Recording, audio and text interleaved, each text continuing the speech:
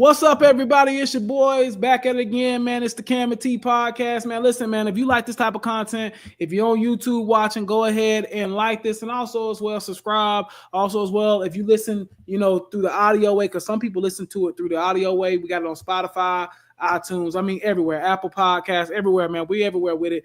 Again, we appreciate y'all's love and support. I am your co-host, Tony T. Time West, and we also have our other co-host, Cam. Happy Tuesday, brother. Happy podcast day, brother. How are you doing this evening? Man, I'm doing good, bro. I'm feeling good. It's a good day. I don't know, man. I was just thinking about it a little bit earlier today, man, about life, about the things that I'm interested in and the things that I like. Yeah. And at the end of the day, it's all pretty good, man. If I'm being real, you know what I'm saying? Mm-hmm. We talk about, video games, movies, TV shows, all of that stuff. I mean, I'm almost at the point where I got too much stuff that I like, what I'm saying? Too much stuff that I want to do that I just can't. I don't have enough time to do it, pretty much. But hopefully, that'll change sometime next year or something like that, and I'll be able to crank through my backlog of things and be able to get through it. But I mean, other than that, I'm feeling good, and I'm happy, bro. I'm not gonna lie, man. I can tell you seem happy, man. I'm happy for you. I'm glad you're doing good, man. Glad you're doing good. Glad to hear that, brother. I'm always glad to hear that you're doing good. I'm doing pretty good too. I can't complain. Really excited for the holidays, man. 2024, me and you talked about it off camera probably. 2024, there's been a lot going on in my life. So I'm really excited to be around my family this week coming up. Just being around people I'm familiar with that love me and I know love me. I ain't gotta, you know what I'm saying? So I'm kind of ready to go back home next week. So I will actually be back home next week in North Carolina, but we'll still be rocking with the podcast next week. We'll still be doing it. We're still gonna be live. It'll be in a different location, but we'll still be live. So yeah, man, I'm not gonna lie. Definitely, I'm laughing at AB comment. Cam got that. I got a new girlfriend. You do. You seem sparkly for real though, bro. You do give off you got a new girl vibe. I'm not gonna lie. Nah, I don't, y'all. I'm still single as hell. Yeah, me too, bro. I'm single as I don't know what, man. I ain't gonna lie. I ain't got nobody on my phone, like nobody right now. Yeah, but bro, my phone be dry as hell. It's dry, like, boy, when I tell you, I'm talking about dried in the Sahara Desert, boy. It's dry. Brother. Listen. I think what it is too. Part of it, I was gonna save it for the end of the pod, but we might as well just talk about it now. I think part of it though, T, is I haven't been on Twitter that much, bro. Yeah, I haven't either. I haven't been on Twitter much either. I get on there and live tweet like when Clemson play, but besides that, I really ain't been on there like that. We've been on Blue Sky. You know what I'm saying? Blue Sky. I like Blue Sky, man. Yeah. Blue Sky is a good little app, and this one has more potential than Threads had. Way more potential than Threads had. Blue Sky feels like Twitter back in 2012. Like when it feels fresh, new.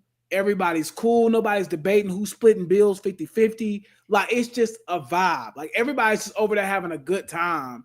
I've enjoyed it. I've already got like 400 followers over there. Like, the people are supportive over there. Like, it's crazy. Like, I like Blue Sky a lot more, and I've been on there a lot more. So, I'm honestly, I'm not going to say I'm dropping Twitter because I still got a lot of my people that follow us over there on Twitter and stuff like that. So, I'm not going to be like everybody, I'm announcing my leave. Like, no, I'm not doing that. But I'm not gonna lie, Twitter might become Threads to me, where I'm only posting like every now and then type vibe. Because I'm really enjoying Blue Sky. Blue Sky is a really, really cool app. Yeah. So yeah, I like it, man. I think and like you said, the vibes are just much more positive over there. Yeah, a lot more positive.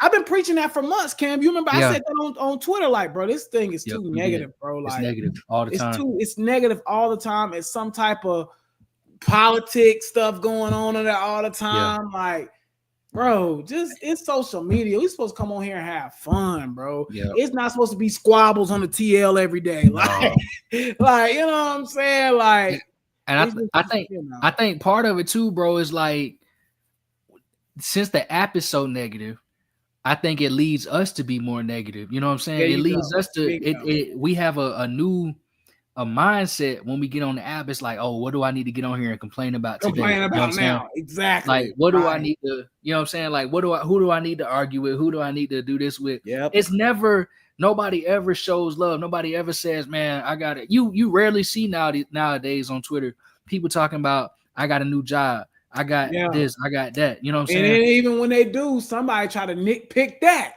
and be like, oh, well, you ain't getting this much money and da-da-da. Like, it's just Twitter has gotten really, really negative, bro. So I'm 100% with you. I know this is off topic chat. So we do it. I mean, this is the thing. This is the Cam and T show. So we talk sports like 90% of the time, 95%. But we talk about real life stuff too. Talk about other stuff too. So yeah, this is part of that. So yeah, no, I 100% agree with you, bro. I'm definitely right there with you, bro. I feel the same exact way. I feel like Twitter is just like a cesspool of hate and just, oh, I gotta attack somebody. Like, it's annoying, bro. Like, it's a daggone social media app. Relax. Like, you know, and I think I'm gonna say something else and then we'll get to the sports stuff. I think, and I get monetized now for my tweets. I think when monetization came in, it made it even worse because a lot of people are engagement farming.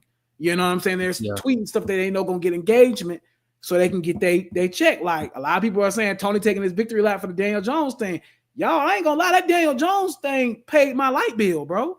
Straight up. That's how crazy that video paid my power bill that month. Like, real spill, Holyfield. Like, you know what I'm saying? So that's how viral that thing went. So now that people can get paid, it's like, it's kind of crazy, bro. So I think a lot of people is doing that too. Like, they doing it on purpose. Though I didn't do that on purpose. That just kind of organically happened. Yeah. But you know, a lot of people are doing that on purpose, trying to engagement farm. You feel me? And I think that's another reason why Twitter is just you know what I'm saying? Like, it's too political, it's too it's too much going on. And the politics thing, I know a lot of people say, well, it is what you make it. You know what I'm saying? It's your app is what you see is what you what you want to see, but not since old boy bought the app. You know what I'm saying? It's not like ever since he bought the app, that's what it's been like, bro. Like he made it. He forced you to see all of that stuff, and I just hope I do hope that Blue Sky remains on the up and up, and I hope I like it. I hope it's a more positive app. I hope it doesn't get to the point where it was nothing but negativity. Like, I just wanted to stay. But another thing too, real quick before we move on about Blue Sky, is that you can at least, the muting and the blocking actually works from what I've seen. Way better. Yeah. It's a totally honestly, different thing. Even the way you can curate your TL, like if you literally, like you literally can create it the way you want to. Like, I'm not gonna lie, chat. My TL ain't nothing but fine black women on there. Sports takes, anything about the Panthers, anything about Clemson football, anything about UCLA basketball, anything about the Hawks is on there. Anything about college football recruiting is on there. All the stuff I like. You know what I'm saying? Food. I need to find who you follow. Yeah, bro. Yeah, I like my TL, bro. You know what I'm saying? Or Skyline is what they call it, I guess. But yeah, it's cool, bro. So I like it. But anyway, let's get into the sports. We got a good show for y'all tonight, man. We're gonna talk a little bit for about 5 minutes. We're gonna talk some NBA. At 7:00, the college football playoff thing will be kicking off, and we'll kind of be announcing it as they're announcing it on TV. So we'll talk about that. People are in the comments. Actually, JJ in the comments said, I'm ready for the Dabo slander. And we're going to get to that, Cam, because I do have a conversation I want to talk to you about with Dabo. So we're going to talk some college football tonight, heavy on the college football. Then we'll kind of end it up with some NFL talk as well. So it's going to be a really good show, y'all. So just stick in there with us, and we're going to have a good time tonight. Cam, let's jump into it. NBA viewership is down. They say this is the lowest it's been in like the last 10, 15 years. Yeah. What do you think is the issue? Why do you think viewership is down in the NBA? I got a few reasons why I think it's down, but what do you think is the issue with why viewership is down in the NBA? I think a lot of it has to do with it's a long season, man. Yeah. I mean, it's 82 games. I don't mind the season's length. Like, I do like the length of it, to be honest with you. But I think that just the fact that there's 82 games, but the season don't really start to take shape until kind of after All-Star break anyway. And the problem is All-Star break And a lot of people, All-Star break's not even halfway through the season. It's well past halfway through the season. It's about usually when you get the All-Star break, you done played about 60 games. Yeah. Or maybe 55. About 50, 55, Yeah, somewhere around there. But still, that's over half the season already gone. Right. You know what I mean? And usually about February, March, April, May, that's when you start to get into the bulk of the season. That's when teams are starting to really gear up for that playoff push. You know what I'm saying? And so you got a lot of teams gunning. Usually you'll see a team, a lesser team go on a streak and start to, knock down some of these bigger teams. That's when the season gets exciting. And coincidentally, it lines up with the end of college football, the end of NFL football, the end of college basketball. You know what I'm saying? So I think that's the real issue with it, is that the season's too long, and it's, it's hard to find. It's hard to watch you can't watch every game, bro. Nobody can watch all 82 games. It's almost impossible unless you're just a super diehard, dedicated fan to where you don't even, football is not your favorite sport. You know what I'm saying? And you don't watch any other sports, then yeah, you probably can watch all 82 of your favorite teams' basketball games one way or another. But it's still gonna take a lot because you can't find it on local TV. Most of the time, your team probably not coming on ESPN unless they're, one of the best teams in the league. They're not coming on TNT unless they're one of the best teams in the league. And so like we got a lot of Hornets fans that watch us. It's gonna be hard for Hornets fans, especially the ones that don't live in Charlotte or don't live in, either North Carolina or maybe South Carolina. I don't know if they play them in South Carolina, but even if they don't live in North Carolina, it's gonna be hard for you to watch the Hornets at all. Yeah. You know what I'm saying? Because they don't get a lot of primetime games and they don't get a lot of what's it called? And even and past that, it's hard to, it's hard to watch them. You can't watch them. Yeah. So I think that's the biggest issue. It's a lot going on with it. I don't think the product is bad though. That's let me say that. I do not think the product is bad. I like the NBA where it is. I like the players. I love the players actually. I think this is probably the best era of basketball in terms of these players. Like it's probably the best era, but I don't think the product's bad. I think it's just the way that they market the NBA. Yeah. Go ahead. Yeah, I kind of agree with you. Honestly, to be honest, I pretty much agree with everything you said. And I was telling you this too. I think that for one, you kind of hit it on the nail. I live in Atlanta, and most of the time, the Atlanta Hawks don't even come on like regular TV. You got to go to Bally Sports or some extra subscription you got to pay for to watch the Hawks. Ain't nobody doing that, bro.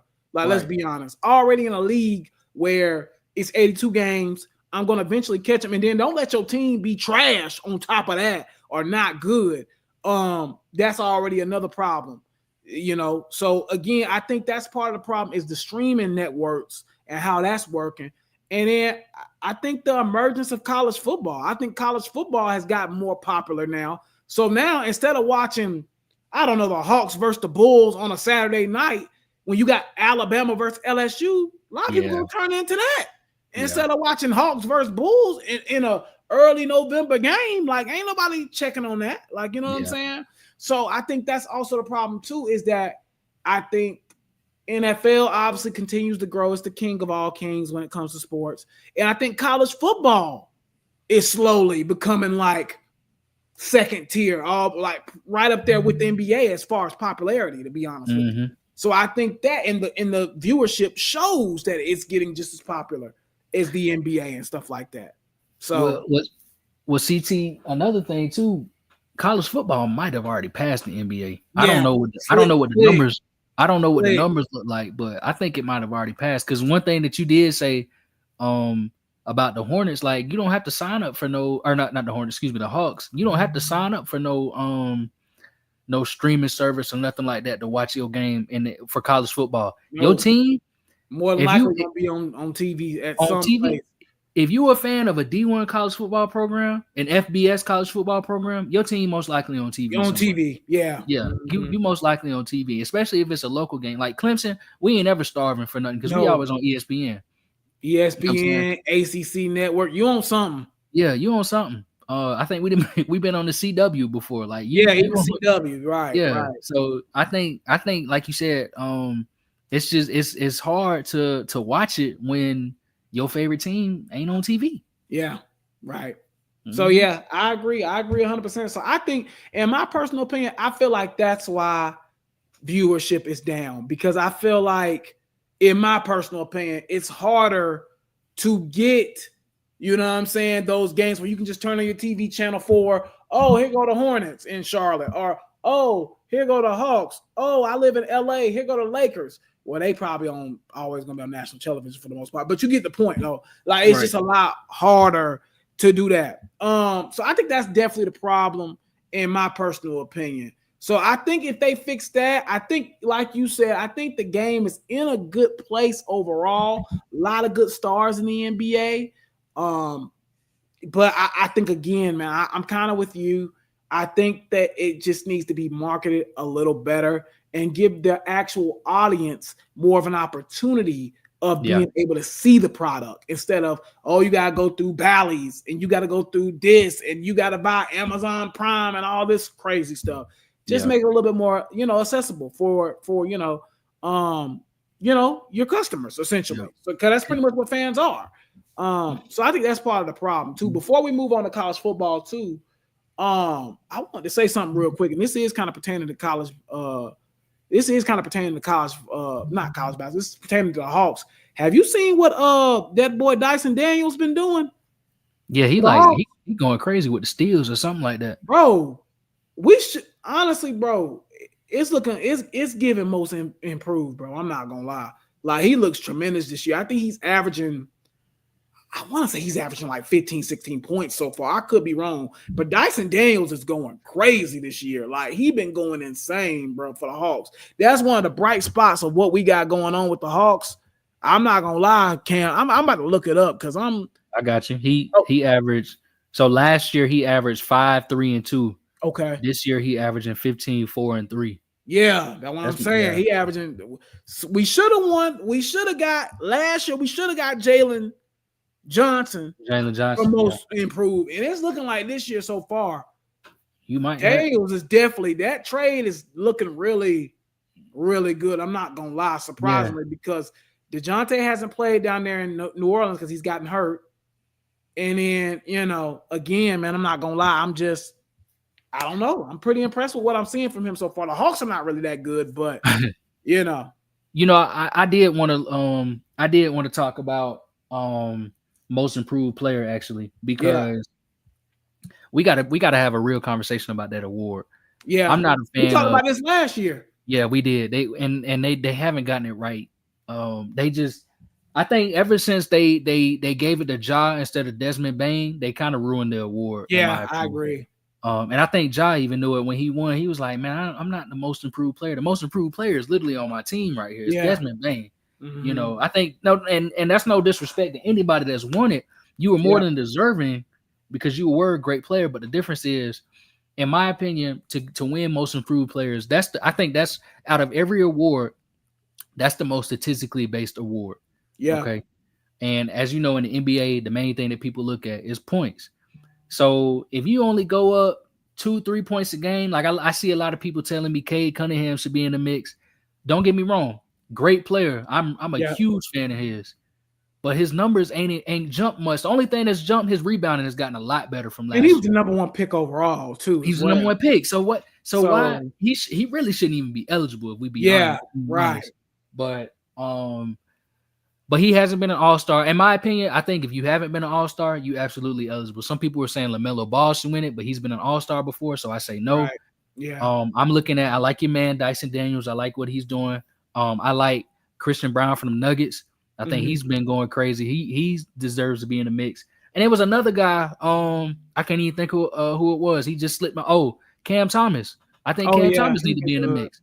You know what I'm saying? So I just think there's a lot of guys that statistically they've jumped up. Even if they played more minutes, that's part of improving. Like you've earned more minutes, you've earned a bigger role in your team, and you're now performing with a much bigger load. So I just think they need to get back to giving most improved player to those low-key guys. You know what I'm saying? The guys that kind of grind and hustle and give you a lot. Some people were saying Jalen Williams. I mean, the numbers and don't show much improvement, but he's a player that I think last year probably could have won it. You know what I'm saying? Could have been in the mix last year. Like you said, Kobe White, Jalen Johnson. You know what I'm saying? This year, Dyson Daniels. But again, they're gonna end up giving it to somebody who's was already a borderline all-star. You know what I'm saying? I don't think that's the way they should do it. Yeah, I 100% agree. Let's start transitioning over to college football though, because the college football playoff committee is getting ready to start putting out the rankings. I'm guessing any second here. So as we kind of get into that, I'm just kind of prolonging because I'm trying to see what they're gonna do here. But I do kind of want to call out the rankings as we go. So let's kind of start transitioning into college football a little bit. I hope that they're not gonna wait till like 7:30 to start announcing people, are they? They usually go. They normally get right into it. Yeah, they usually go right away. I think it's probably gonna be like 7. They're gonna do this first. I think they'll probably do the first one like 7:15 or something like that. Okay, so until then, let's talk a little bit of college football. For one, before we even get into anything, I don't know about you, but this seems like the most like I don't want to say dramatic college football season ever, but it do feel it's giving like a 2007 college football vibe, bro. Like it's been crazy this year. Like it's been a lot of craziness happening. I feel like the parity this year has been better too. Because I don't think there's one single team that I'm like, oh yeah, they're head above heels better than everybody. Like everybody kind of somewhat in the top, I would say 15-ish, kind of feel pretty even, bro. I'm not gonna lie. Like I don't really see anybody. I'm like, oh yeah, they're unbeatable. Yeah. But how do you feel about that? I agree. I think I was telling we was talking about this earlier before the season even started. Me and you both predicted, we was like, it's probably gonna be a 2 or 3 loss team. It's definitely gonna be some 2 loss teams in there. Oh yeah, 2 loss teams. It's gonna be a couple of those in there. Yeah, don't be surprised. Don't be surprised if you see if a 3 loss team sneak in there. Don't be surprised. You know what I'm saying? Because think about it. You know they're not leaving a 3 loss Georgia out or a 3 loss Alabama out. They're not gonna. They most likely not gonna do that. I'm gonna tell you something you ain't gonna like to hear, and me neither. I don't think you can leave a 3 loss South Carolina team out. If it's all chaos, I'm serious, bro. I'm serious, bro. I don't think you can leave a 3 loss USC junior team out. The way they playing right now, who playing hotter than South Carolina right now in the country? Be honest, bro. And it's me you know me, I hate them. I hate their guts. Anybody that know me know I hate South Carolina more than any sports team on earth. But I gotta keep it chicken P, bro. They one of the hottest teams in the country right now. It's not a lot of teams. I would say the team I would pick over South Carolina at this exact moment. I still taking Georgia over them, right? I'm still gonna take Oregon over them. I'm still gonna take Ole Miss over them because they just whooped them a couple weeks ago. I'm taking Ohio State over them, right? After that, I'm not gonna lie. You're not taking Texas? I would take Texas over them. Yeah, I would take Texas over. I'll take Texas over them. I'm not believing in Penn State. I'm sorry. No. I'm just not. I'm still not a believer in Penn State. I think they're the biggest frauds, and they're frauds every year. I'm just not. I'm not with it.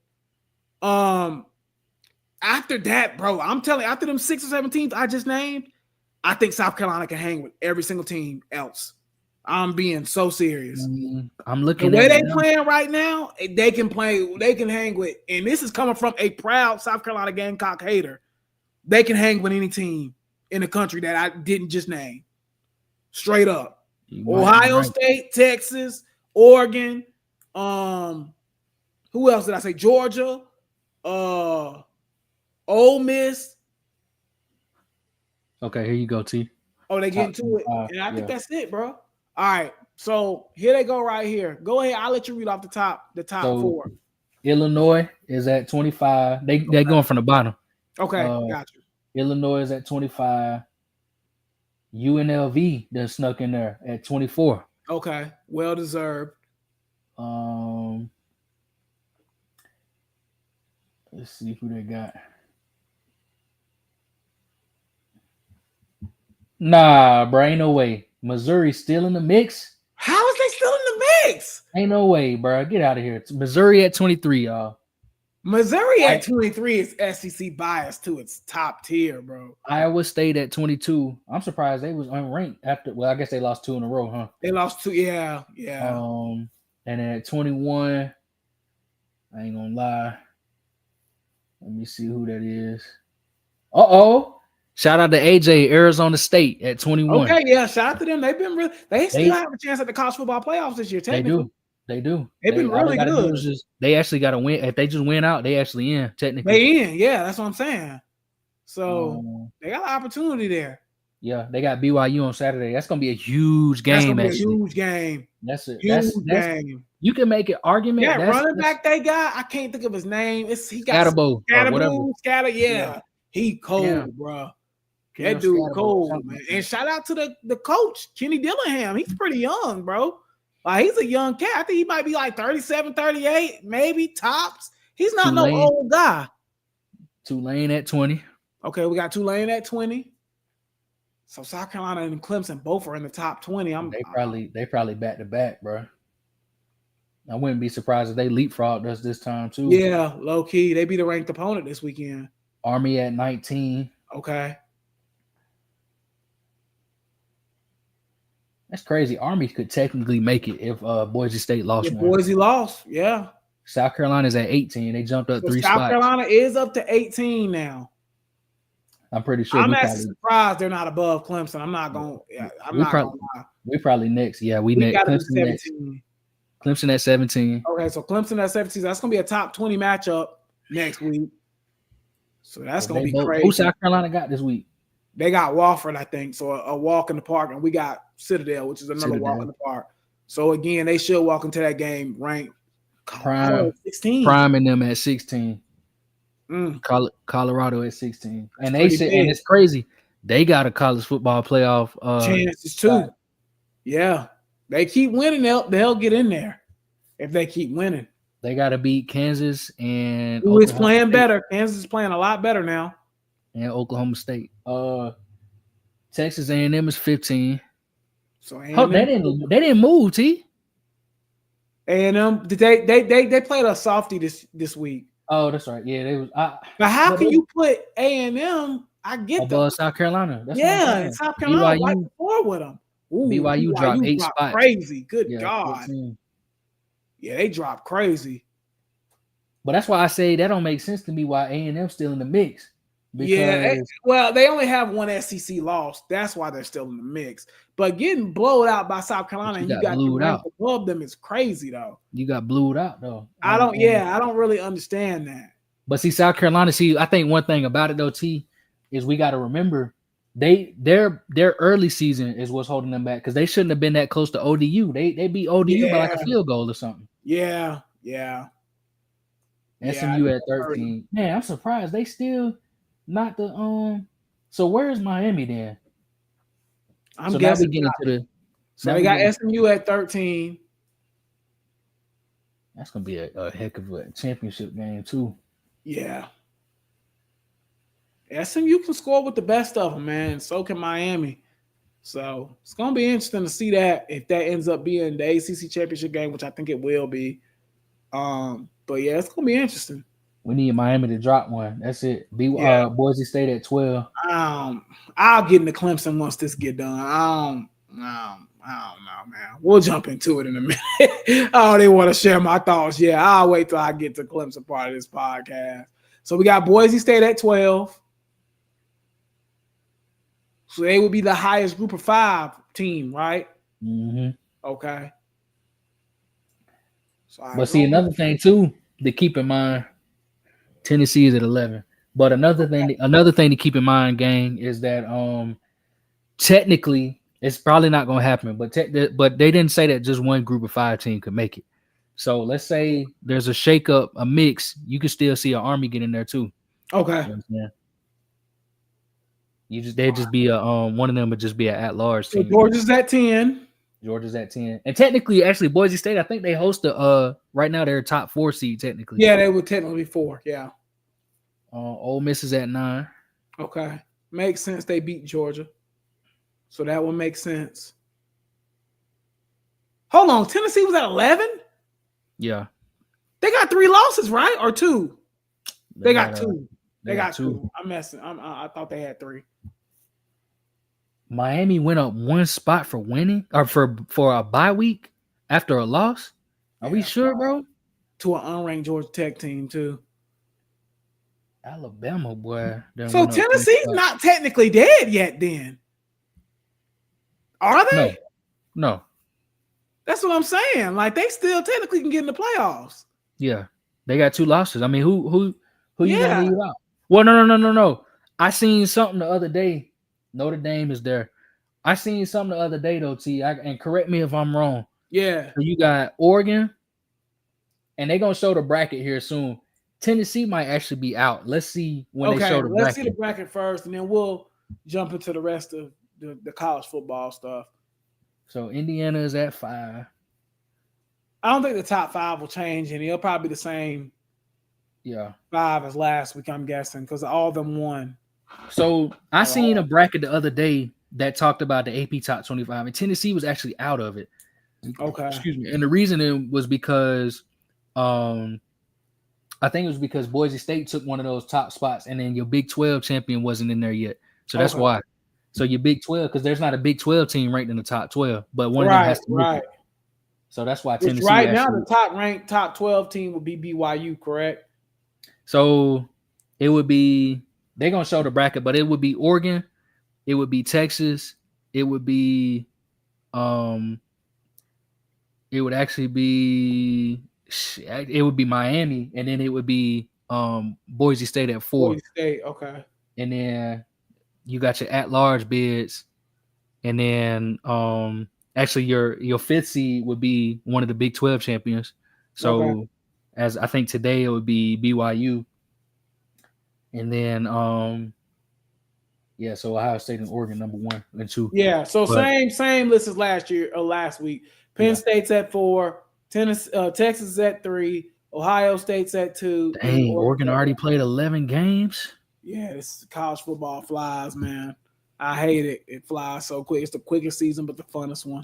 So they got a bye week too, right before Washington. Okay, so you about to see what I'm talking about. So okay, let's see the bracket then. If the season ended, and for the people that's listening to this, y'all ain't gonna understand it. But for the people that's watching, they will on YouTube. They will kind of see how it's gonna look.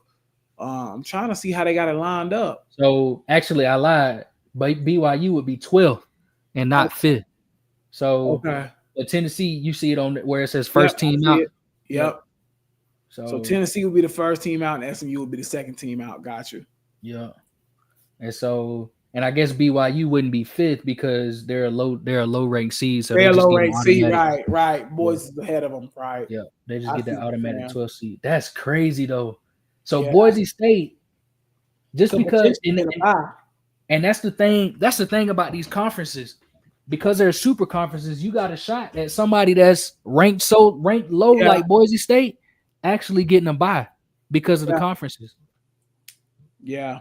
Okay. So we pretty much got that. So they would have, just so we can go over it again, they would have, if it ended it all today, Ohio State would play BYU, Notre Dame and Penn State and Indiana all would be in the first round games, having home games is what I'm assuming. Notre Dame would play Alabama, Penn State, Georgia at Penn State, low-key I kind of would like to see that. I'm not going to lie.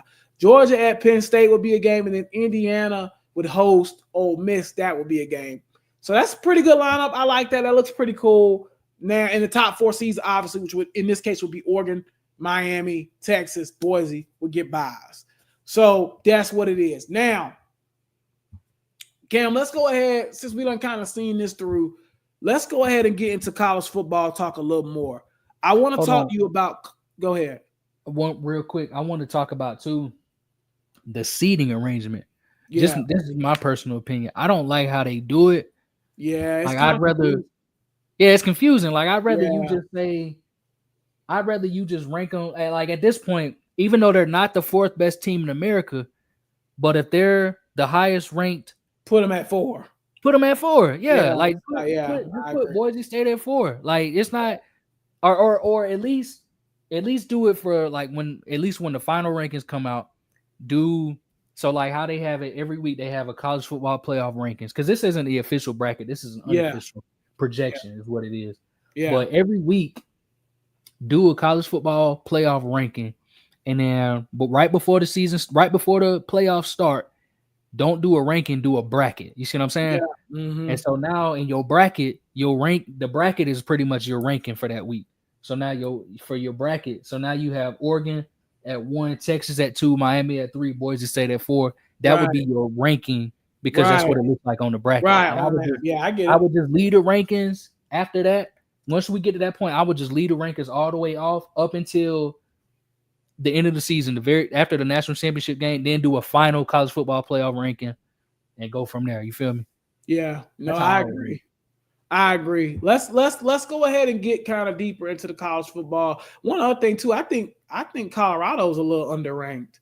I'm not gonna lie. They had 16. I think I would have them up about 14 or something like that. 14, 13. They're playing really, really good football right now. So I would have them a little higher. And I'm not gonna lie, I probably have South Carolina a little higher too right now. Even though they got 3 losses, I probably would have them in that same ballpark, kind of around there where Colorado is. But anyway, let's go ahead and jump into it. I want to jump into the Clemson game a little bit, Cam, because that's our team, and that's what I want to talk about a little bit tonight. Clemson got a win over Pittsburgh, which is a place we've historically struggled. It might be our first time getting a win up there, actually. At least since they've been in the ACC, I think it was. But anyway, Clemson got a win 24-20 on a late run from Cade Klubnik to get in the end zone. Cade went 27 for 41, 288 yards, 2 touchdowns. I thought Cade played absolutely magnificent. Phil Maffa had 17 carries for 17 yards. So he was absolutely shut out. Antonio Williams had 13 catches. He went crazy. 149 yards, 2 touchdowns. Brian Wesco had 3 catches for 61 yards. And shout out to TJ Parker. I thought he was absolutely spectacular. Had 4 sacks in the game. He was absolutely tremendous. Barrett Carter was good too. I think he had like 12 tackles. RJ Mickens was good too. He had 10 tackles. But let's jump into the game a little bit, Cam. Clemson comes out, gets a win against a team that historically we have struggled against. I think me and you both have admitted Pittsburgh has kind of been like a thorn in our side the last couple of times we played them. Mm-hmm. And in the first half, they looked decent. And in the second half, Clemson went to shit's creek. I mean, it was bad. I mean, the offense just looked terrible. The defense was still playing pretty well, but the offense just looked god awful. So a few things, because I know this is what people want to hear, the Dabo slander. Let me get to the positives first, and then we're going to get to the negative. I think Cade Klubnik showed me a lot on the last 2 weeks, really. He showed me a lot since bouncing back from that Louisville game, because the Virginia Tech game, his stats don't look that great, but a lot of that was because of drop passes. Yeah, he was way better than what them stats were saying. Mm-hmm. The drop passes from the wide receivers was crazy that game. And it started off like that this week too, a little bit, with the wide receivers still dropping the ball like crazy. Yeah. But I think I'm seeing the bounce back from Cade since the Louisville game. He's starting to look more like back to what we seen at the beginning of the season. And I think Pittsburgh is a team I would consider they have a pulse. Like, that's a decent football team. They have a top 10 defense, pretty much category all-wise. They're pretty good.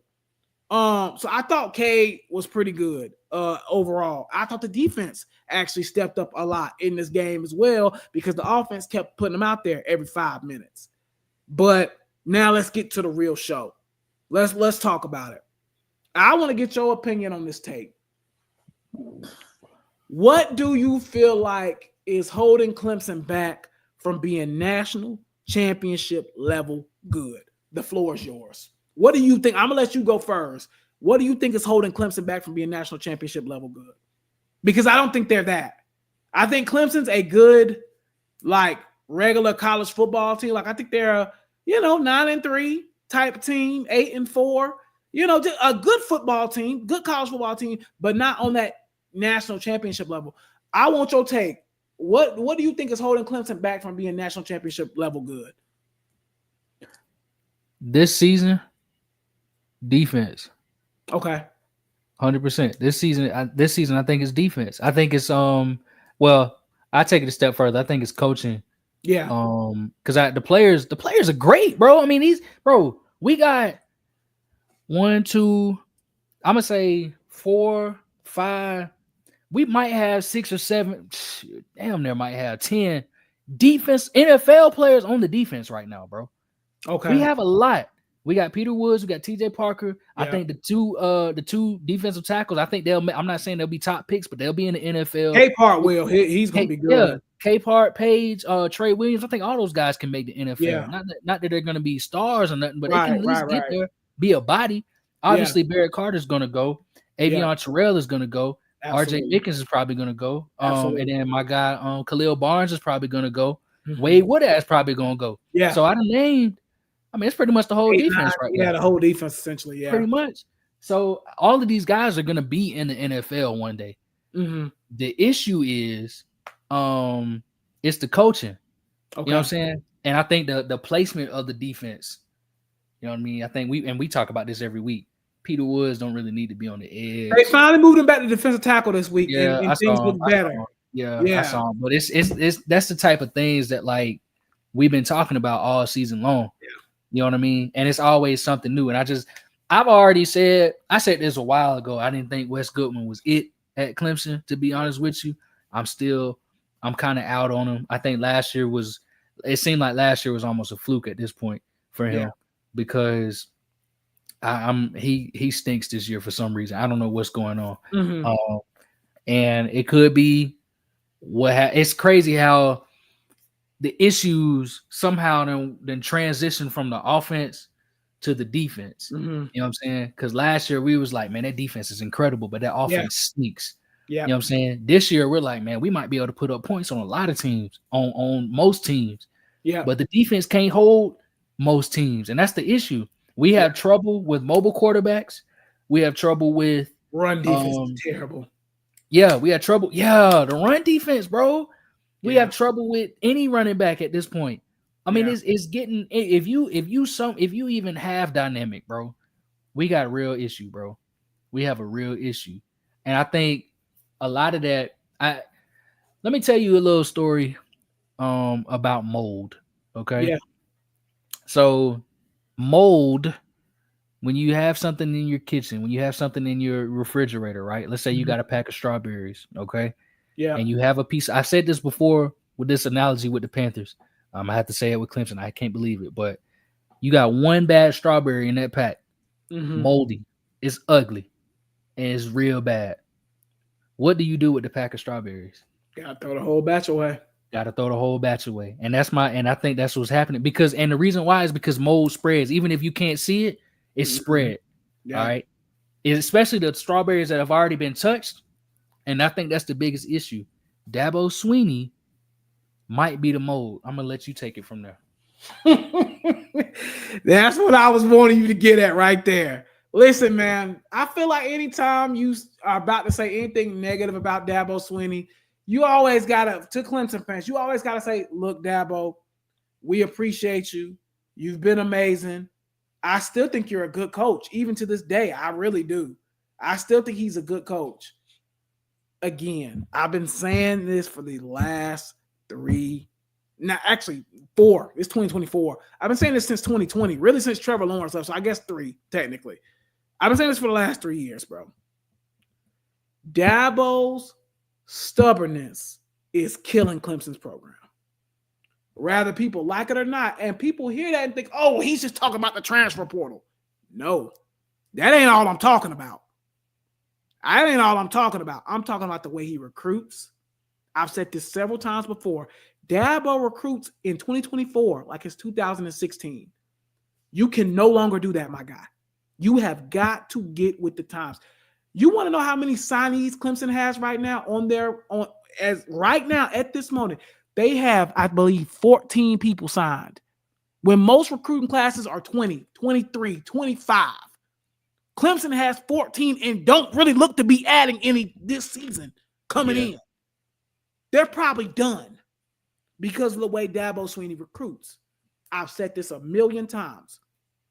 If you are not going to use the transfer portal, you need to have a top 5 recruiting class every single year. If you're going to be like, oh, Mr. Anti-Portal, you need to be recruiting at a high level. Not we at 19, we at 20, we at 17. Yeah. You need to be 5, 3, 2. But you know what's got to happen for that, Cam? This has to start happening. This has to start happening. Wallets have to start opening up. And from what I know, Dabo, I'm just keeping it real, and this is from people that's inside the program and stuff. It's not happening like that. Again, take that for what you want. Clemson does do NIL, but they mostly use NIL to keep the players that they have already, which is another problem I want to get into. But again, Dabo Swinney is too reliant on just high school recruiting. And on top of that, with the high school recruiting, he's not even getting the best talent. He's still recruiting pretty good, like 18 recruiting class. I mean, yeah, that's good for NC State. You know what I'm saying? Like, that's good. That's good for Mississippi State. That's good for teams that ain't winning nothing in real life. That's good for them. 18th recruiting class, yeah, that's good for most schools. This is Clemson, buddy. You created this standard. Now, all of a sudden, you can't feel the standard anymore, and now the fans are the problem for the standard that you set. Again, I think Dabo, it's almost, and I'll get into this too, because he was crying about cutting walk-on players earlier today. I don't know if you've seen that, but he was crying about that. I'm going to get into that in a minute. Dabo Swinney is almost too nice of a guy. Like, he's too like, oh, I want to nurture these young men and be, you know, and that's great, bro. That's awesome. That's really a very courageous thing to do. But at the same time, you came to Clemson to win football games. Now, let me get to the second part of this whole thing. Dabo has flunked out on hiring OCs and coaches the last couple of years. I'm kind of with you. I'm kind of out on Wes Goodwin right now. I'm not going to lie. Again, another kind of Clemson guy that they just quote unquote promoted. Promoted him. And again, the first year or two, it was like, okay. And then last year, they was looking like, okay, like they might be turning the corner. And this year, they have gotten worse. With, like you just said, 9 or 10 guys could probably go play in the league on that defense. So that's also a problem for me, is why is the defense, something that we've been pretty elite at these last, I don't know, 11, 12 years at this point, is starting to regress. Now, let me get to the next point. I think you've given the offense a little bit too much praise, brother. I'm going to be honest with you.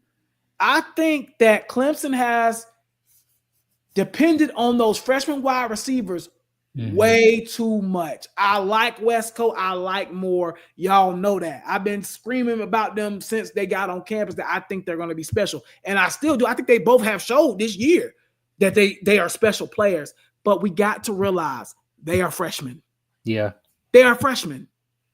You need to have older guys like Antonio Williams that are going to contribute and actually help those young guys grow. Because, not going to lie, Cam, those young freshmen are good.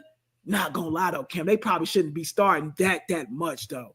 Like, I know we wanted that because we knew they were our best wide receivers, which is what I'm trying to get to. That's a problem that 2 freshmen that just came out of high school a year ago are already top 3 best wide receivers on the team. That's a problem, which shows you have had a troubling time of developing wide receivers, which is something Clemson's been really good at, and that falls on, guess who? Tyler Grisham, who is the wide receiver coach, who also is a Dabo guy. Another guy that probably needs to be a little on the hot seat, and needs to be fired. I don't really like calling people's job, but probably needs to be let go. Only reason that he's still here is because he brought in Westco and Moore. And TJ Moore, yeah. That's the only reason he still has a job at Clemson. So, well, again, but again, though, that goes back to Dabo. That goes back. Dabo hired him. So I think. And Dabo was a wide receiver too. He should know. If anybody should know, he should know. And I'm going to say this. I think Dabo is still a good football coach. Dabo is going to get you 8-9 wins every year. No doubt about it. I want to make this clear again, because when people see I talk about Dabo, they say, oh, well, how you bashing him? He done did all this and da-da-da-da. Listen, I still think Dabo's a good coach. I do. But in today's age, you have to adjust. You cannot just stay the same. You remember when Saban used to be run heavy, hand the ball off to running backs 38 times a game. And then it came to a point in time, I think it was like 2015, 2014 area. He was like, hey, bro, not gonna lie, we're gonna have to start airing this whole out, bro. Like, it was in the national championship. Remember, he had to bench Jalen Hurts for Tua. That's when like, it bro, happened. we're gonna have to start airing this ball out. We're gonna have to start playing offense like we in 2016. Back then it was 2015 or 16. He was like, we're gonna have to start airing this ball out, bro. Yeah. And they did that. And he evolved. Did he want to do it? Not really. But that's what the greats do. They evolve around the time that they're in. They had to do. So again, I think that Clemson has several issues that all link back to Dabo Swinney. I'm just keeping it real. And I've been saying this for years now. Dabo has too many yes men around him, right? Everybody in Clemson scared to tell him this ain't working, including it sounds like the ADs and stuff too. They're too scared to say, hey, man, something got to give. But I'm going to tell you, K. Klubnik saved him a lot of slander on Saturday, because if we would have lost that game to Pittsburgh the way we did when we were up 17-7 in the fourth quarter with 10 minutes left, if we would have lost that game, the slander for Dabo would have been at an all-time high. I seen Dabo truthers coming to me saying, Tony, you was right. You might be right. It might be time. It might be time to keep it moving. And K. Klubnik saved him a lot. If Dabo Swinney would have lost that game to a backup quarterback, being up by 10 that's the part in the fourth quarter, 2 years in a row, because he did it last year against Miami too. Yeah, I fell asleep on that game and woke up and we had lost. I was like, what the? A lot of people would have been on his heels. K. Klubnik saved that man a lot of slander. Now, and I'm going to move on after this. I think this is what's going to happen. Cam, I'm going to be flat out honest with you. We beat Citadel this week, and Clemson's facing a lot of injuries too. I want to make that clear too. They are facing a lot of injuries, like their whole O-line is pretty much out. I think they said they got like 7 or 8 O-linemen out. But yeah, they got it's bad, bro. They said a whole bunch of linemen are injured. I don't know what's going on, but they didn't get before South Carolina game. I'm about to say shit. That's probably the best line in the country. What? So again, I think this is what is probably going to happen. I think Clemson wins this week, and I'm going to say something I cannot believe I'm saying, and I hate myself for saying it. I think Clemson gets boat raced by South Carolina at home. I do. I'm not going to lie. I have no faith at all we're winning that game. If you ask me right now what my score prediction would be for that game, I think South Carolina runs it up. I think it's like 24-10, not going to lie. Like, I think they win by double digits. Not going to hold you, bro. The way they playing and the way we playing, we're doing this, they're doing that. Again, I know it's a rivalry game, so anything can happen, but I'm just keeping it real.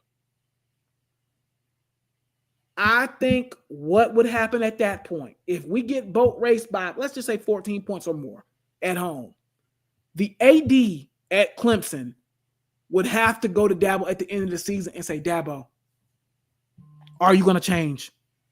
What's the deal, bro? What we doing? Are we changing? Are we gonna just keep doing the same thing and go 9-3 and we just gotta accept that? Or are we gonna evolve? Are we gonna get in the portal? Are we gonna make things work?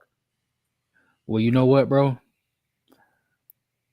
I think part of the issue, because our AD, he went to Miami, bro, didn't he? Didn't Dan Radakovich go to Miami? Don, whatever his name was, yeah. Dan Radakovich. Radakovich, yep. Mm-hmm. He went to Miami. And look at them now. We got to be honest, bro. Maybe a lot of it was the damn athletic director, bro. Because he was bringing championships. You know what I'm saying? And he looked like he got Miami in a prime position to do better. You know what I'm saying? He might have been bringing that fire. It might have been like, hey, Dabo, man, I'm going to need a little more, bro. You know what I'm saying? I'm going to give you a blank check, but I'm going to need a little more. He ain't been the same since he left. I think he left the same year Trevor Lawrence left. All right, then. So you see what I'm saying? Like, I just think, and I'm with you too. I wanted to touch on what you said about the wide receivers, bro. We do got injuries there, but I mean, we hadn't hit on a wide receiver in about 2 years before Westco and Moore. The last one we hit on was Antonio Williams. You know what I'm saying? Yeah.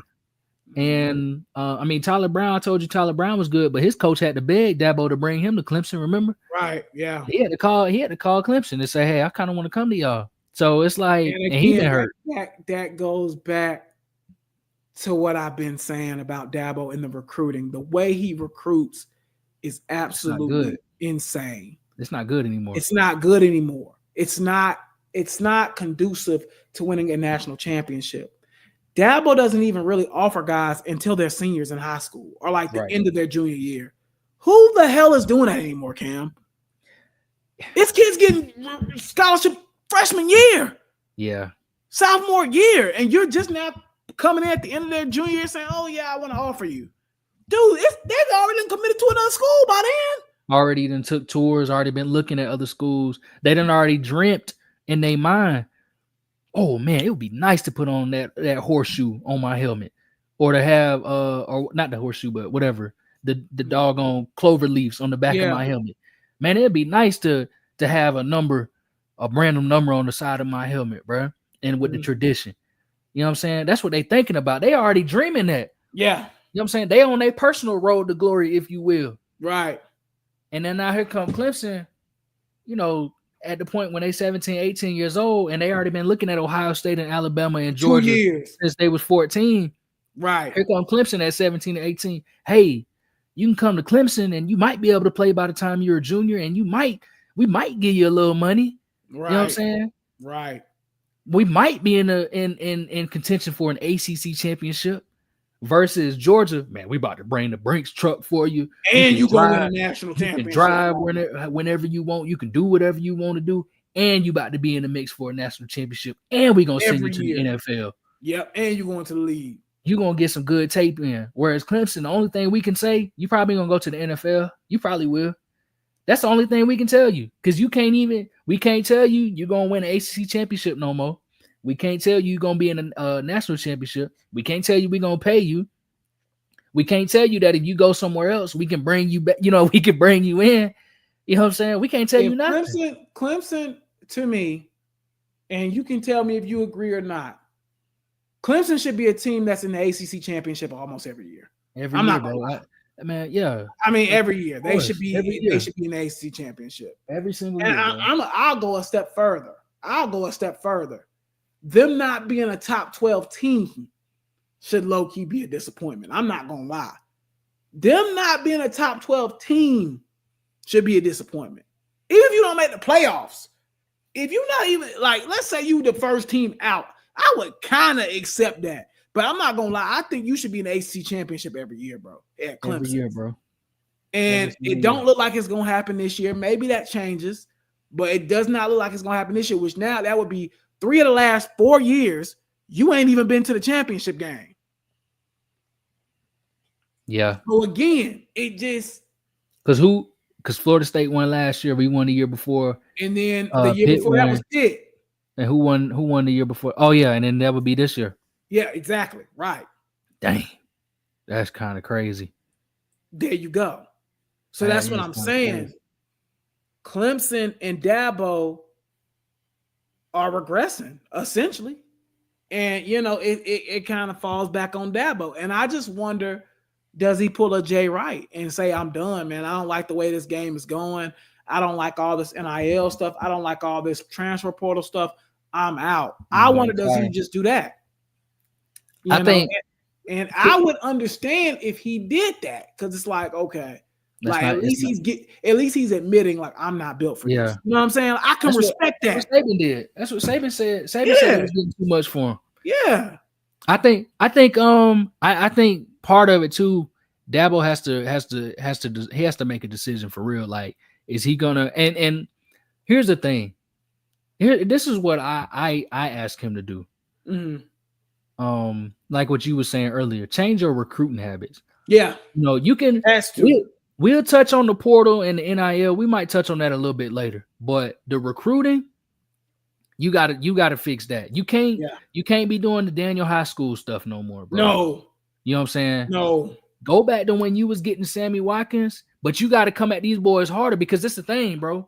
Even in the college football game, they already talking about it. Brand exposure is what we're at now. All of these guys, they want to be stars, bro. They want that money. They want to be stars. They want to know. And Clemson did so good with the NIL facility. I mean, we got a whole branding facility that they built. But you got to market. You got to leverage that. You got to bring these guys in, and you got to bring more of these guys in, and you got to meet them where they at instead of having them meet you where you at. Because these are kids at this point. You know what I'm saying? Like I said, you coming at them when they 17, 18. You need to come at them when they 14. Hey, dude, you can be a star at Clemson. You can be the next big thing at Clemson. Look at all these guys that we done had in the past, and look at what we got in the NFL right now. T. Higgins just went 6 for almost 200 yards. Yeah. On what was that? Monday Night Football? Thursday Night Football? I think it was Sunday night, wasn't it? Sunday Night Football. Thank you. He just went for 6, so almost 200 yards on Sunday Night Football. That could be you. Yeah. But you can do it on Saturdays too, because he went 5 for 150 multiple times. You know what I'm saying? Like you can be that. You can be all of these Clemson legends. You can be one of us.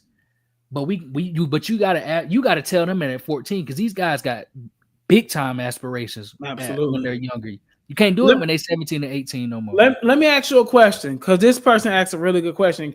Camry _26 says, who would Clemson hire if Dabo retired? And for me, I'll give you a list of guys that I like. Again, I'm not saying Dabo. I'm not saying I want Dabo fired. I'm not saying none of that. But this is the list of guys I would want. I know he just got a contract extension. Kirk Cinetti at Indiana, it would be my number one choice. Like, I would open the Brinks truck like, hey, bro, whatever you want. If we need to even pay your contract out at Indiana, let's do it. Like, Kirk Cinetti would be number one choice for me. A lot of people not going to agree with this, Cambo. Deion Sanders. Uh-oh. Did you hear that? Yeah. Now, it's not going to happen because, Clemson's a super – they ain't hiring no black coach. So I'm just going to cut to the chase. I don't ever see Clemson hiring a black coach. Nope. I'd be a little interested in Deion Sanders. I'm not going to lie. I would kick the can on UGA's DC. Somebody in the comments said it. UGA's defensive coordinator. What's his name? Glenn Schumann? Is that his name? No, I think his name's Glenn Schumann. I'm looking up. But Georgia's defensive coordinator, I believe his name's Glenn Schumann. He's a hell of a recruiter. Yeah, that is his name, Glenn Schumann. He's another one I would kick the can on and just kind of see, because he gonna recruit. All them athletes he got out there, he gonna recruit. That one thing I ain't worried about with him. And he's younger too. I don't think he would come. I would at least ask and see what I'm talking about. The next person I'm about to say, I don't think he would come. I would at least ask about Lane Kiffin. Again, I don't think he would come, because why would you leave the SEC for the ACC? Just doesn't make a lot of financial sense. Right. I'm not gonna lie. AB said in the comment section, low key, I would like Kenny Dillingham. What he's doing at Arizona State, and he kind of remind me of a young Dabo, but just a little bit more wilder. I'm not gonna lie. I kind of like what he's doing at Arizona State. If he can do that at Arizona State, he's a hell of a recruiter too. Imagine what he can do in the Southeast at Clemson with more resources than Arizona State. No disrespect to our guy AJ, he's a big Arizona State fan. But let's just be honest, Clemson's a bigger school than Arizona State when it comes to football. So I think that would be another one. Again, those are kind of some of the options I would look at personally. But again, man, I don't know if Dabo retires. I don't know the situation. I don't know, but I just feel like a change needs to happen. Either Dabo needs to click on and say, I'm going to get with this new time and I'm going to fix this thing, or it needs to be, I'm heading out. I mean, I don't think there's a middle ground for Dabo at this point. And it's unfortunately because of the success that he has created. He's coming a victim to his own success, unfortunately. But that's just what I think personally. Now, I did want to talk to you about, I don't know if you watched, did you watch that South Carolina Missouri game? Because the end was great. That was a good game. Yeah, I saw the end. The end was crazy. That game was insane, bro. South Carolina got up to like 21-6 at halftime. I was like, this game's over. I thought it was a blowout. That's why I stopped watching. I said they got to put the blowout brigade on Missouri. They come storming. Missouri comes storming back, which they've always kind of had South Carolina number the last couple of years. I think they said that was their first time beating them in like 5 years or something like that. But they come storming back. And I thought when Luther Bird walked in that end zone, I said, holy crap, South Carolina's about to blow this game. Yeah, too. And then Lenore Sellers, I talked a lot of crap about that guy. I think it was after one of them losses they had. I can't remember who it was to. But I was like, that dude's not that good, bro. Y'all hyping him up. I was wrong. That kid is getting better every single week. And this is coming from a rival fan. He's impressive. Like, I think I see shades of Cam Newton a little bit. I see shades of a bigger version of RG3, the way he's just so fast and electric. I can see that. I mean, he's just, and he got a cannon on him too. Like, he got an arm on him. That kid is starting to turn things around for South Carolina. And as much as I hate to say it, man, South Carolina starting to turn things around a little bit as a program. I think Shane Beamer, as much as I hate to say it, I don't hate him though, to be honest with you. Like I did like Spurrier and Muschamp and stuff like that. But I think Shane Beamer deserves a lot of credit. He's turning some things around for South Carolina. Yep. I said it too. I said it about 2 years ago on this pod, I think. I said that I felt like it would have been a mistake to let him go. Oh, no, this would have been last year. I thought it would have been a mistake to let him go. Because I thought that year that they had, when they turned it around, when they beat Clemson at home, in Tennessee, and they got hot. Yeah, I was like, okay, that's a good. I can see what they're building. Last year was a mess, and I thought earlier this year, I thought they was kind of falling off, and it was becoming a mess. Yeah, but something clicked. I mean, at this point, they got an elite SEC quarterback. It seems like in Lenore Sellers, they got an elite running back. I don't know how many quarterbacks I would put over him in the SEC right now. Not many, bro. Milroe. That's not many, bro. Yeah, not many. I guess Quinn, Miro, and maybe Dart. That's probably it. Because right now he's playing better than Nico, in my opinion, bro. I'm good. I'm good. I like what you said with Milroe. I'm good.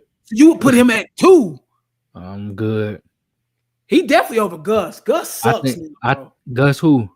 Nussbaum Number or whatever his name is. Garrett Nussmeyer. Yeah. Yeah, he's terrible now. I think man, I would put him. I would really have Milroe probably still. I like that DJ Lagway kid at Florida. Lagway tough. Let's talk a little bit about Florida too, because I know AB in here. Florida. I like him at Florida. Florida's starting to turn the corner a little bit, Cam. Yeah. They starting to turn the corner, and it's looking like they might have made the right decision by not firing Billy Napier. I mean, we thought Billy Napier was going to be out of here by Halloween, and he saved his job. I mean, a big win against LSU this weekend. They have another opportunity this weekend against Ole Miss, which is going to be a big game for them. Lagway, and now he's getting some traction on the recruiting portal too. On the recruiting trail too. I think we got to give, we got to give Coach Billy Napier a little bit of love, bro. Yeah, because he was getting a lot of slander at the beginning of the year, and he's really turned things around, bro. We said it at the beginning. Yeah, we said it at the beginning of the year that we thought that that Napier was probably going to be canned. And we was like, man, if Florida even gets to 6 wins, me and you both said this. We was like, we both said it. Yeah, this is a successful season. Absolutely. And what are they? They're 5-4 right now. 5-5. 5-5, I think. Yeah, AB can correct this, but again, if they get to 6 wins, I'm already impressed. But if they get to 6 wins and they get a bowl game with that schedule, that's pretty impressive. They might already be bowl eligible, you know. Oh, they got Florida State. They're gonna get 6 wins. That's right. They got Florida State, so they're gonna get 6. I hope they don't lose that one, but yeah, right. They're gonna lose Florida State. They're gonna get the 6. That's what I'm saying. They'll probably lose this weekend and beat Florida. But again, still impressive season. 5 and 7 could get you to a bowl game this year, especially in the SEC. It might get you to a bowl game. Good. Yeah. So I don't know, man. I just think it'll be interesting to see. I'm definitely I like Milroe, I like Lagway, I like Sellers, probably right in that range. I mean, I know Quinn is the starter, but I almost want to put Archie up there because he looked rough the other day ago. Yeah, he was going crazy, and I kind of want to put boy, I'm missing somebody, man. I know you said Dart. It's somebody else in the SEC. Oh, I kind of fooled with old dude from A&M, man. Marcel. You talking about Marcel Reed? Yeah. He's cold. I like him too. He's straight too. I even think Vandy quarterback ain't bad, honestly. Oh yeah, Diego Pavia. Yeah, I kind of like him. Yeah, he cool, man. He cool. But I agree though. I think the way Lagway is playing right now, and also as well Sellers, and both of those guys are like freshmen. Yep. So I mean, again, I think both of those guys and Lagway, man, he just throws the ball so effortlessly, bro. Like he just, man, I wish he would have came to Clemson. Golly, Yeah, that kid's he was good, thinking man. about it. Yeah, He was man, that thinking about kid's it. good, bro. He's good.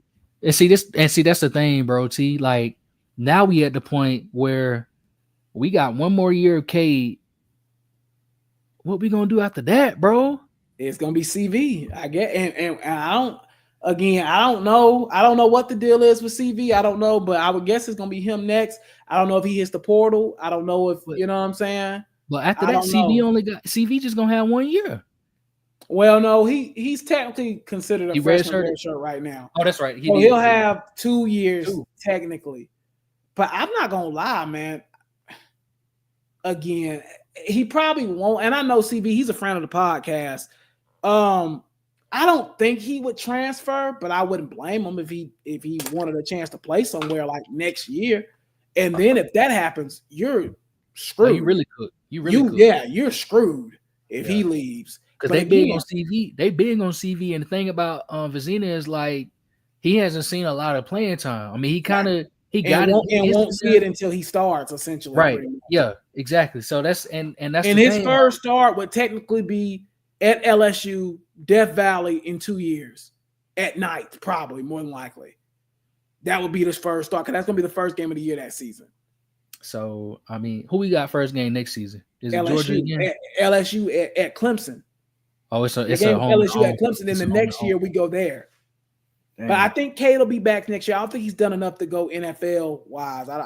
If I was him, I would come back for 1 more year. Yeah, if he put another year of good tape in, you might get it. You might actually get a chance to see Lenoris and Cade be kind of your, well, I ain't gonna say your top 2, but a good chance up to there, be. Yeah, they're gonna be up there. I think Arch will be up there, of course. Yeah, Arch. I mean, Sellers, man, I'm not gonna lie, because he'll have the 3 years of eligibility because he'll be a sophomore redshirt. So he'll be ready. That's what I'm saying. If he keeps playing like he's playing now, I think you got a real shot. I think he got a real shot of being pretty high in the draft too. Yep. To be honest, you got a real chance. So yeah, I agree with you. So he will be right up there with it. So I kind of, yeah. Now that I think about it, I kind of agree. To be honest, yeah, I don't know what they're gonna do about that, but if CB leaves, we're cooked. We're in a real bad spot if that happens. We got that one dude coming through. What's his name? Tate something. Tate Reynolds, I think, but he's like a 3-star. But they say he's been playing well.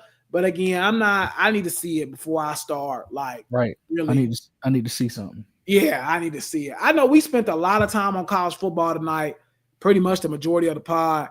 Cam, did you want to touch? Let's try to touch on NFL for like 5-10 minutes here. If you want to. I did want to talk about your Ravens real quickly. Give me like a 30-second synopsis to go. Tell me how you feel about the game, y'all. Y'all for some reason can't get over this like Steelers bug. I don't know. Oh yeah, that's right. I was trying to think. I was like, who do we play? Yeah, that's right. Yeah, man. Steelers, bro. I don't know what it is. I really can't tell you, bro. I think they got the key to locking down Lamar, bro. I don't know what it is. It's voodoo magic, bro. It's voodoo. Yeah. It's all voodoo. And I think I don't know what it is. I think a lot of it too. So first and foremost, they took Derrick Henry out the game. Yeah. And I'm talking about the Ravens did, not the Steelers. The Ravens took him out the game. They stopped going to him, which I don't understand how you can do that. I don't get it. And that's not the first time they've done that this year. And it's really ridiculous. Yeah. And they did that. And then Justin Tucker missed 2 field goals. Yeah, he's been terrible this year, low key. He hasn't been good as he normally is. He's normally like Mr. Reliable. He's washed, bro. I'm not gonna lie. It's starting to get to a point. He's kind of now they're starting to look at, okay, we might have to get a new kicker. Yeah, because that's how bad he's been this year, y'all. Like I'm not saying he just missed a couple. No, he missed 2. He missed Sunday. 2 this game, and then he missed like 1 or 2 last week too, didn't he? He been missing, bro. Been missing. And you see, the funny thing is, the last 2 years he hasn't been very good from 50. Yeah, but he had made 70 plus in a row from between 40 within 40. But past 50, he hasn't been that good. But see, this year it's almost the opposite. This year he's been pretty solid from out past 50. Yeah, but close. Terrible. He didn't miss. I mean, I think he didn't miss like 4 or 5 already this season. Yeah, he's missed. I know for a fact. I done watched him miss 3. 2 this past game, and then 1 the week before. Yeah, and I'm So just like he's been rough. that's pretty much kind of what it is. And I will say too, the defense looked actually pretty good against the Steelers. I mean, they It shut them did. out It the was end a zone. defensive game. They was outstanding Yeah. against the Steelers. I was actually pleasantly surprised. But then again, Wiggins showed some flashes. I thought yes, yeah. Nate looks But you know real what? good. You know what? I got an unpopular opinion, but I'm gonna just go ahead and say it. He's already their best corner, bro. He's better than Marlon Humphrey at this point. I'm not even gonna hold you. I don't think that's crazy to say, bro. Nate Wiggins has been really good. He just got to get in the weight room a little bit. I know he's a fan of the podcast, so shout out to Nate. He watches us sometime. Yeah. But again, I think if he gets in that weight room, but I agree, man. He's one of their better corners already.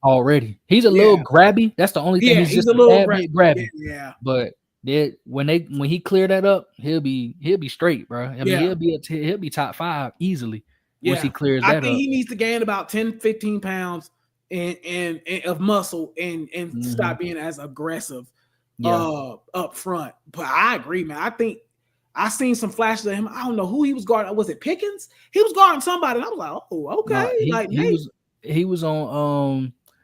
He was on Calvin Austin, I think. Calvin Austin a little bit. He was on Pickens too one time.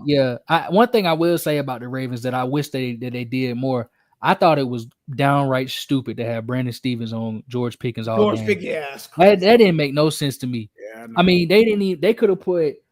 I mean, my God, they could have put doggone Tre'Davious White on George Pickens if they wanted to, but you should have had Marlon trailing him. Or you should have had Nate Wiggins because Nate Wiggins he'll shadow. Yeah. If you wanted to. They should have had I would have said, Nate Wiggins, this is your game. You need to shadow George Pickens. And they didn't do that for some reason. Yeah. They had Pickens on Brandon Stevens, bro. Yeah, that's crazy. Like, come on, man. Yeah, let's keep it moving because I know we spent a lot of time on college. Let's go to something else. The Chiefs, they took their first L to the Bills. Yes. Bills get a win. Finally, again, we done seen this story a million times.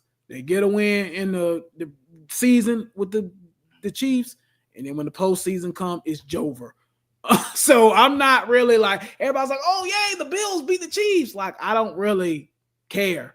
Do it in January, brother. Like, I don't really, like, until you're doing it in January, I don't really care. Like, I think they beat the Chiefs, they said, like 3 times in the season. Four.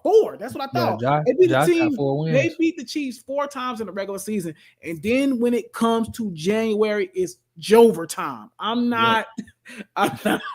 sorry. I just don't care. Like until I see them niggas beat them boys in the daggone postseason, I don't care. Like I'm just gonna be flat out with you. I don't care.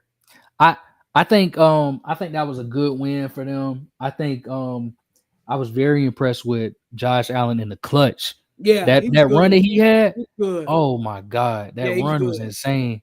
I got to give him his flowers. He did. Yeah. He's outstanding. I'm not gonna lie. He probably. I think the MVP race gonna be kind of tight this year, boy. I'm not gonna lie. I think it's between Lamar.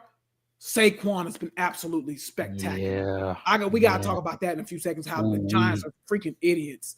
Saquon's been absolutely. I'm not gonna lie, Cam. I might would put Saquon. God, it's close. I'm not mad. I bro. Might would put Saquon number 1 right now. He's hot. Spectacular. They've won 6 games in a row. He's been the best running back in the league. But Derrick Henry's, I wouldn't say by far, but he's been the best running back in the league. It's one of them two. Yeah. He's been the best. And Josh Allen's been good as well this year. He's got the turnovers turned down a little bit. He's doing a lot better. I'm not gonna lie. I gotta give. I don't know. I might have to say Saquon's the leader at this moment right now. Yeah. I'm not gonna lie. Before you get your bars off about the Giants, I do want to talk about another team real quick that I think you kind of you reminded me when you said Saquon.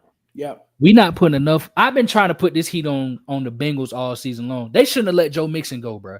No, yeah. I've been trying to put that heat. Mixon's playing amazing too right now, bro. Not playing top 6 running back type right now. Mixon, yeah, he's been amazing.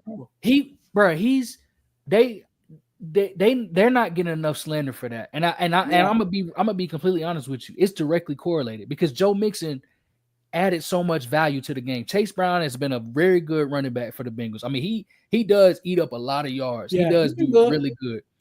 but he ain't no Joe Mixon, bro. No. And I think that's the biggest issue with the Bengals. They thought Chase Brown and Zach Moss was going to be good, but imagine if you had Joe Mixon and Chase Brown instead. Mm-hmm. That's where they messed up. And now Zach Moss is on IR. Yeah, I don't even know who their other running back is. It's really just Chase Brown. And so and then unfortunately they trailing in most games, so they can't even really utilize Chase Brown in the way that they want to. You know what I'm saying? So it's like they should have just had Mixon, because now you could have kept him involved in the passing game. I mean, he's doing his role with the Texans is exactly what his role was with the Bengals. Yeah. It's just the Texans are utilizing now and they profiting off of it. So the Bengals, the fact that they 4-7, that's on them.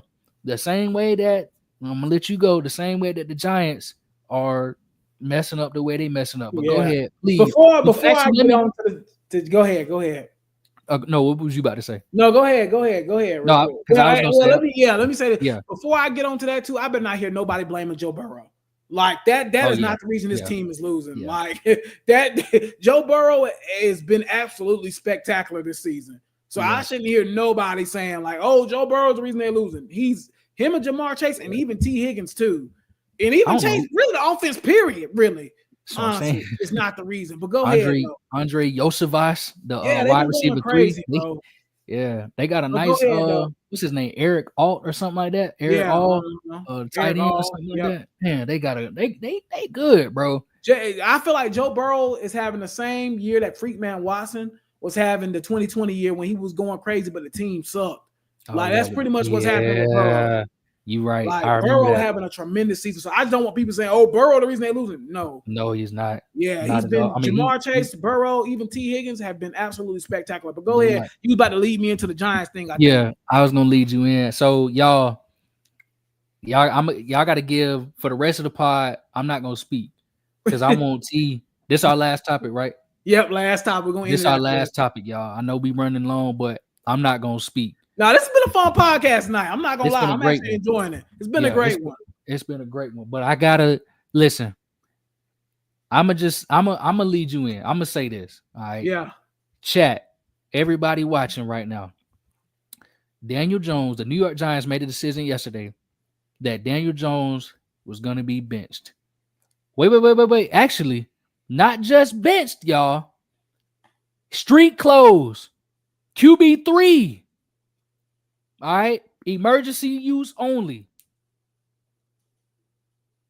Daniel Jones is now QB3 behind Tommy DeVito and behind Drew Lock. And I think it's kind of dumb, my little bar. I think it's stupid to not play Drew Lock just because of his contract situation. They don't want to pay him because he get incentives. He'll get incentives, which is ridiculous. Y'all should be trying to win.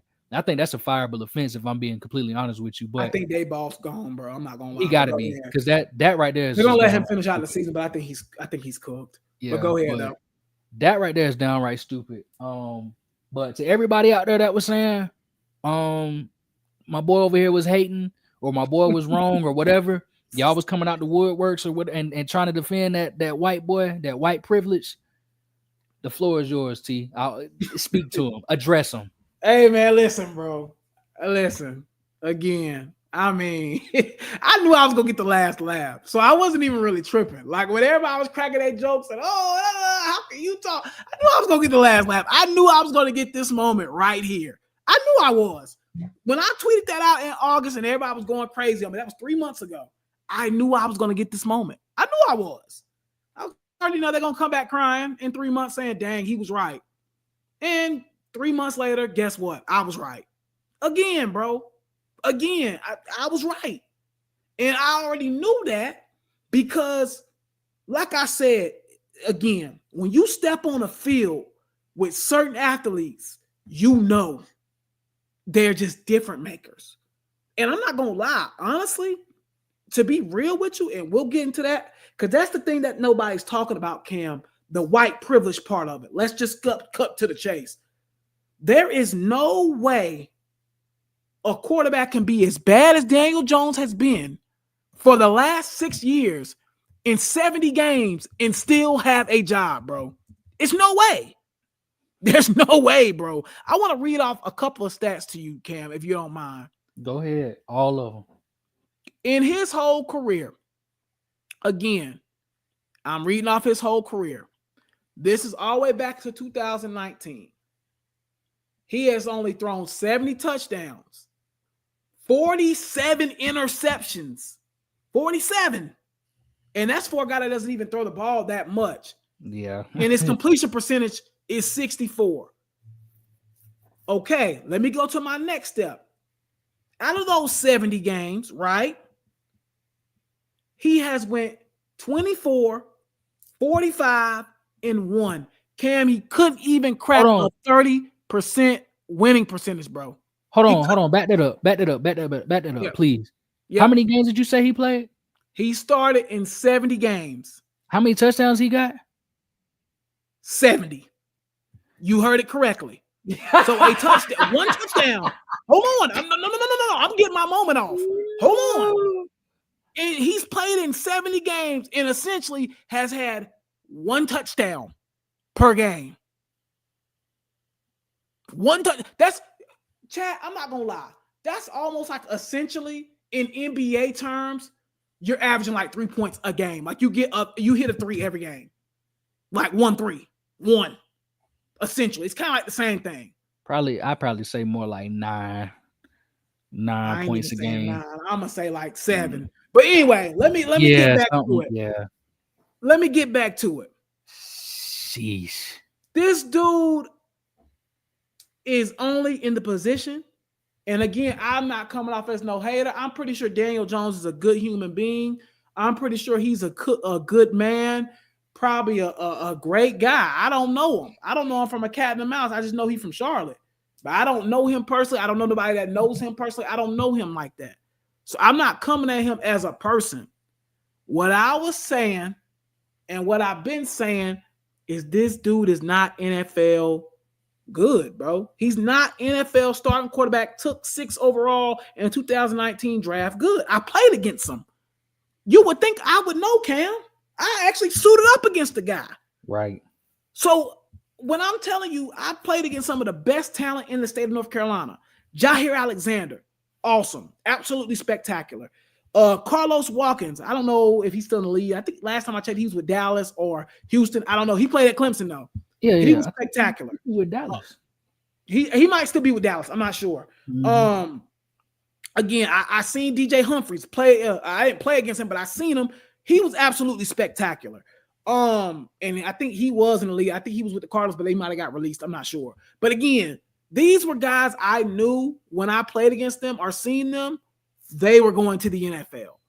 When I played against Daniel Jones, I seen, this is a good high school quarterback. But dude, being a good high school quarterback and a collegiate player to an NFL player is 2 different things.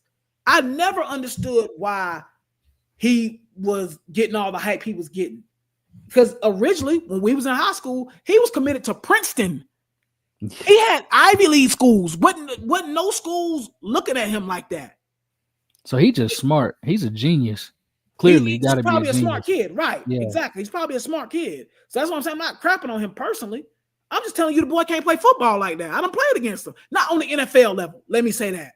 He's not an NFL starting level quarterback. And that's all I've been trying to say. But again, when I say it, because I'm some regular Joe, I can't say that. But I actually have the experience with the guy playing against him. So I don't understand how that was correlated. But anyway, to get to the main point, we're going to wrap it up here in the next 2 minutes. I told you I was going to be right. Daniel Jones is done in New York. He's done. He won't play another snap up there. That's over. You didn't put him. You put him. They were asking yesterday, Cam, was he even going to be on the team, essentially? Like, they were asking Dayball, like, is he still going to be around?